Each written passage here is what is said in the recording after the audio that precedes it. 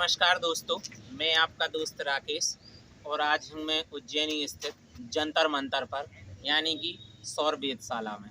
जी हाँ, दिल्ली का जंतर मंतर तो हम सब लोग जानते हैं क्योंकि वह अपनी वेधशाला की से कम बल्कि राजनीतिक धरनों प्रदर्शनों की वजह से ज़्यादा चर्चा में रहता है। जो लोग उज्जैन और आसपास के हैं उन्हें तो भली भांति पता है कि उज्जैन में भी एक जंतर मंतर है या वेधशाला है जिसका निर्माण सवाई जयसिंह जो कि जयपुर के राजा थे, जयसिंह जिनके नाम पर जयपुर शहर बसा है, 1711 में करवाया था। उन्होंने उज्जैन में ही नहीं बल्कि भारत में कई जगह वेधशालाओं का निर्माण कराया, जिनमें कि मथुरा, उज्जैन, जो दिल्ली का जंतर मंतर है उसका निर्माण भी उनके द्वारा हुआ, बनारस। सवाई जयसिंह खगोल शास्त्र के बहुत बड़े जानकार थे, उन्होंने कई ग्रंथों की रचना भी की है। तो आज हम एक जंतर मंतर यानी कि सौर वेधशाला में हैं, तो हम यहाँ कुछ समझने की कोशिश करते हैं कि ये है क्या और इससे क्या काम होता था। तो अभी आप ये एक संरचना देख रहे हैं, ये एक सर्कुलर चबूतरे पे एक सिलेंडर है यानी कि पाइप लगा हुआ है। तो नीचे 7 रेखाएं हैं, उनमें से एक बीच की रेखा, 3 एक तरफ और 3 एक तरफ। तो ये इनकी जो परिकल्पना है, ये विषुवत रेखा, कर्क रेखा, 66.5 डिग्री उत्तरी और 66.5 डिग्री दक्षिणी और फिर पोल। तो इसकी जो परछाई होती है वो साल के अलग अलग दिनों में अलग अलग रेखाओं तक आती है इस सिलेंडर की परछाई। जैसे कि हम जानते हैं कि उत्तरी गोलार्ध पर 23 दिसंबर सबसे छोटा दिन होता है और 22 जून सबसे बड़ा दिन होता है। तो इसकी जो परछाई है वो 22 जून को सबसे ज़्यादा आएगी और 23 दिसंबर को सबसे कम रहेगी। लेकिन 21 सितंबर और 23 मार्च में दिन और रात का समय बराबर रहता है। तो इस सिलेंडर से जो परछाई आती है उनसे हम सूर्य की स्थिति जान सकते हैं कि सूर्य उत्तरायण है, दक्षिणायन है। अब हम आगे देखते हैं, आगे जानने की कोशिश करते हैं कि और क्या क्या है।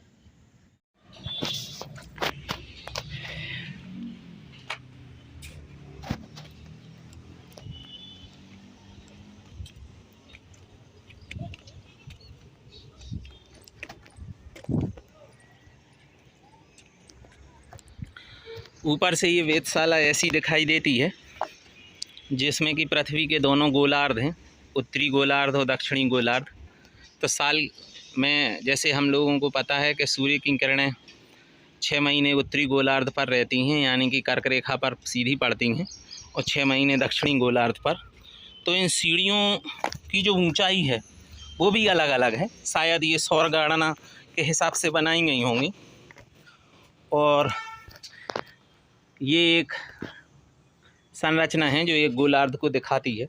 तो सूर्य का प्रकाश जब इन पर पड़ता है तो यहाँ पर हम देखते हैं कि चिन्ह भी अंकित हैं जो कि शायद सूर्य की परछाई से समय बताने में काम आते होंगे। इस तरफ भी वही संरचना है। ये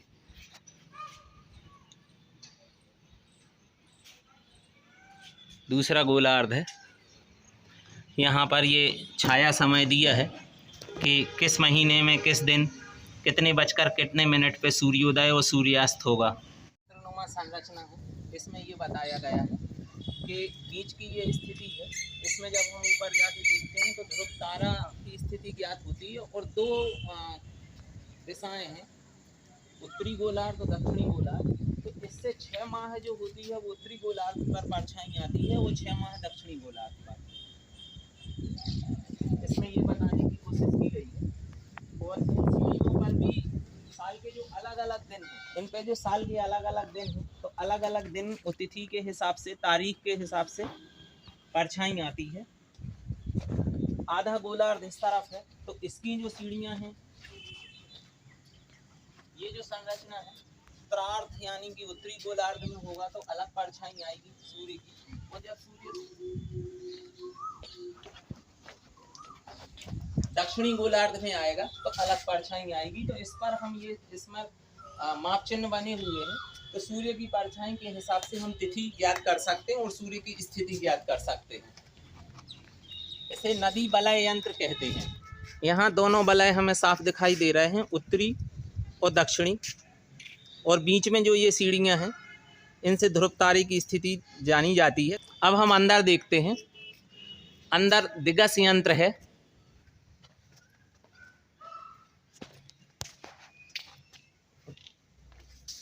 यहाँ पर भी लोहे का एक चबूतरा लगा हुआ है, इस पर एक सिलेंडर है जिसमें कि बारीक बारीक छेद करते हैं। जब उनमें से हम धागे डालते हैं तो सूर्य की जो परछाई आती है तो उससे हम जो 12 नक्षत्र हैं उनकी स्थिति जान सकते हैं, जो वो नक्षत्र इस समय कौन से नक्षत्र में राशि है। और इसके बाहर एक परिक्रमानुमा पथ है, लेकिन ये दरअसल परिक्रमा नहीं है।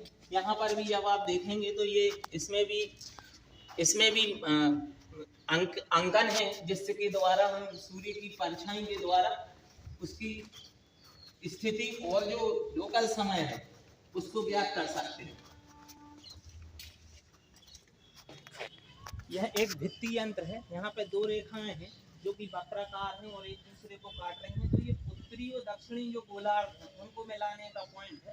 और इस पर भी गणना के लिए चिन्ह अंकित है 30, 10, 30, 40, 0, 10, 20, 30, 40। तो ये जो स्थान है ये पृथ्वी का प्रमुख महत्वपूर्ण स्थान है, क्योंकि उत्तरी गोलार्ध की 2 प्रमुख रेखाएं हैं, कर्क रेखा और मकर रेखा। तो जो उत्तरी गोलार्ध में, जैसे कि हम लोग जानते हैं हम लोग उत्तरी गोलार्ध में हैं, तो कर्क रेखा इसी स्थान से निकलती है। मध्य प्रदेश में उज्जैन एकमात्र स्थान है जहाँ से कर्क रेखा निकलती है और इसी स्थान पर महाराजा जयसिंह, सवाई जयसिंह ने इस वेधशाला का निर्माण कराया था। अब आइए हम कुछ नक्षत्रों के बारे में भी जानते हैं और राशियों के बारे में। नीचे नक्षत्र वाटिका बनी हुई है, तो यहाँ हम देखते हैं ये हमारा सोलर सिस्टम है। बीच में सूर्य है और उसके चारों ओर जो ग्रह हैं वो चक्कर लगा रहे हैं, पृथ्वी, मंगल, बृहस्पति, और नीचे उनकी कक्षाएं दी हुई हैं। सूर्य के सबसे नज़दीक बुध ग्रह है तो उसकी कक्षा दी है, और सबसे दूर नेपच्यून है तो वो सबसे आखिरी में दिया हुआ है। और बाहर ये जो लगे हैं तो इनमें राशियों का वर्णन है। जैसे मेष राशि, तो इसकी आकाशीय संरचना और इसकी जो संरचना है ये मेष यानी कि भीड़ जैसी दिखाई देती है, और वनस्पति इसकी आंवला है। तो ये इसके बारे में दिया गया है।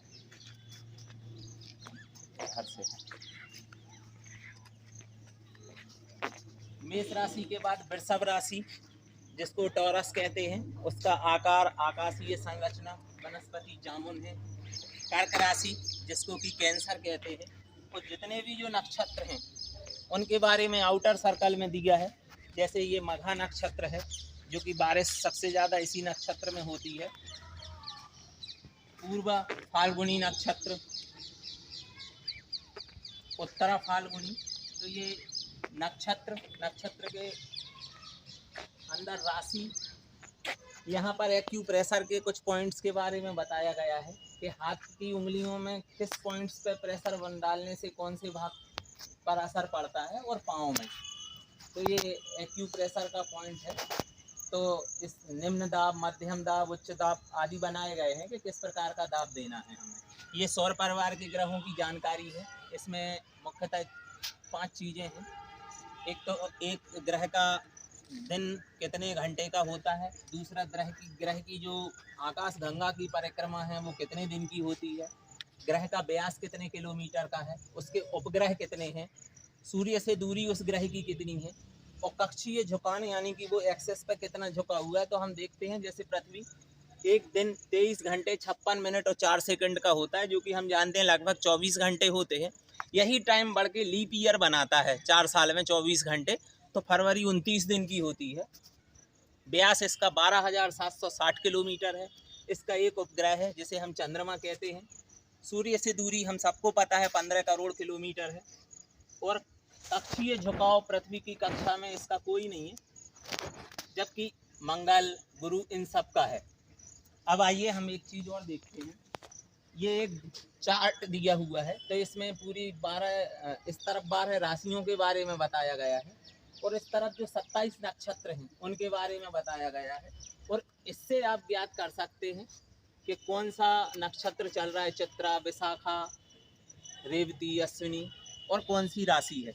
अब एक इंटरेस्टिंग चीज़ है, ये एक ग्लोबनुमा संरचना है जिससे कि हम विश्व का समय जान सकते हैं। जैसा कि हम जानते हैं लंदन के पास ग्रीनविच नाम की जगह है जहाँ से कि 0 डिग्री देशांतर रेखा है, जिसे कि हम प्राइम मेरिडियन भी कहते हैं।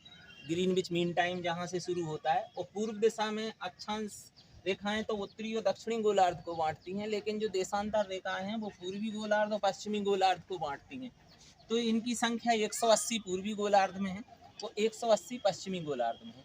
एक अक्षांश को पार करने में सूर्य के प्रकाश को 15 मिनट लगता है।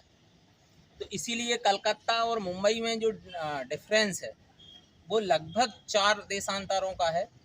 तो 1 घंटे का लगभग समय आता है। अब हम देखते हैं ग्रीनविच मीन के टाइम के बाद जैसे ही हम पूर्व दिशा में जाते हैं तो भारत हम सबको पता है 5.5 घंटे आगे है, ये यहाँ लिखा हुआ है। और जो इंटरनेशनल डे लाइन है ये प्रशांत महासागर यानी कि पैसिफिक ओशियन से जाती है। यहाँ आप देखेंगे तो एक तरफ तो शनिवार होगा, लेकिन जैसे ही हम अगली तरफ जाएंगे तो वहाँ रविवार हो जाएगा, क्योंकि ये यहाँ डे लाइन चेंज हो जाती है।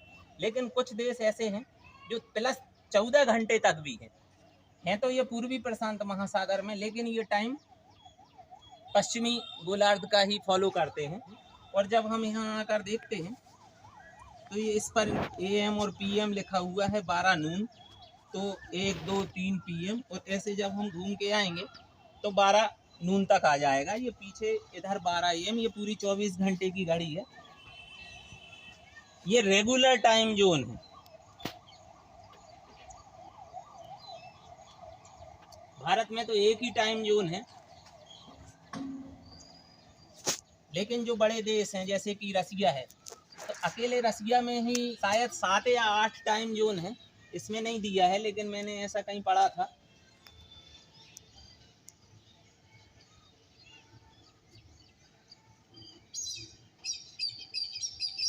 हाँ, इसमें 8 ही टाइम जोन दिए हुए हैं। तो ये इंटरनेशनल, इसको हम वॉच कह सकते हैं, अंतर्राष्ट्रीय घड़ी। यहाँ से हम किसी भी देश का समय ज्ञात कर सकते हैं। थोड़े और अंदर आते हैं तो हम देखते हैं एक स्टार ग्लोब है ये। यहाँ पर पृथ्वी की रेखाओं के साथ साथ किस स्थिति से कौन सा नक्षत्र दिखाई देता है वो भी बताया गया है। तुला राशि, जिसको लिब्रा, सिंह राशि, और स्टार ग्लोब में जो आकाश गंगा के तारों का समूह है उसको भी प्रदर्शित किया गया है इसमें, तथा 12 राशि और पूरे 27 नक्षत्र हैं। तो ये एक मेरा छोटा सा प्रयास था इस वेधशाला को जानने के, इस वेधशाला को बारे में, जिसका कि नाम अब माधव राव सिंधिया वेधशाला कर दिया गया है। अगर आपको मेरा ये प्रयास पसंद आया तो आप मेरे वीडियो को लाइक कर सकते हैं, अपने दोस्तों के साथ शेयर कर सकते हैं, कमेंट्स में मुझे राय दे सकते हैं। और अगर मेरा ये प्रयास आपको पसंद नहीं आया तो आप वीडियो को डिसलाइक भी कर सकते हैं। धन्यवाद।